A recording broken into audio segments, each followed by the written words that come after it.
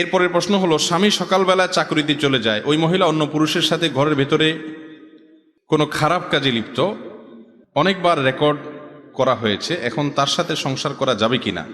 4টি বাচ্চা আছে, কি করা উচিত? আল্লাহ মাফ করুক, এটা আজ মহামারীর আকার ধারণ করেছে ভাইয়েরা আমার। এই যে পরকিয়া, মহিলার কথা বলছেন আপনি, পুরুষরা কি সব দুধের দোয়া? এ ভাই হয়তো নিজে এই পরিস্থিতির শিকার বা তিনি এই ঘটনা জানেন। স্ত্রীকে বাসায় এসে বলতেছেন যে তোমাকে আল্লাহ তাআলা এত সুন্দর করে তৈরি করেছেন, দুনিয়াতে তোমার চেয়ে সুন্দর আর কেউ নেই। আর এদিকে ফেসবুকে যাইয়া কোনো একটা মেয়ের আইডি পাইছেন, তো ইটিস পিটিস তার সাথে নক করা শুরু করছেন। এরকগুলো আমাদের মধ্যে আছে না নাই ভাই? ভাইরা আমার, পরিবারগুলো ভেঙে খান খান হয়ে যাচ্ছে, সংসারে অশান্তি শুরু হয়েছে। পরকিয়া এটা জোয়ারের মতো বাড়ছে।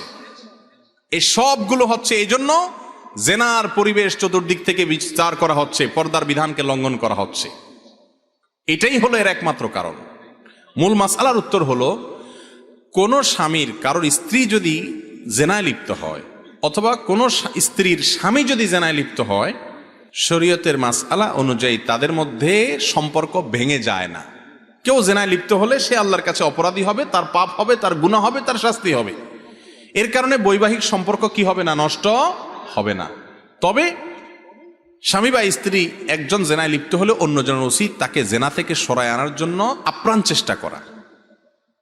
যদি তাতে কাজ না হয়, শাসন করা। তাতেও কাজ না হয়, মুরব্বীদের কাছে বিচার দিয়ে সমাধান চাওয়া। তাতেও যদি কাজ না হয়, তাহলে সেক্ষেত্রে তিনি চাইলে তার সাথে সম্পর্ক ছেদ করতে পারেন। একটা তালাক দিলেন, যদি তাদের সংশোধন হয় ভালো কথা, না হলে পরে আরেকটা তালাক দিলেন, তাতেও হয় না, ফাইনাল চূড়ান্ত তৃতীয় তালাক দিলেন, সম্পর্ক আর রাখলেন না। এই সুযোগ তার আছে।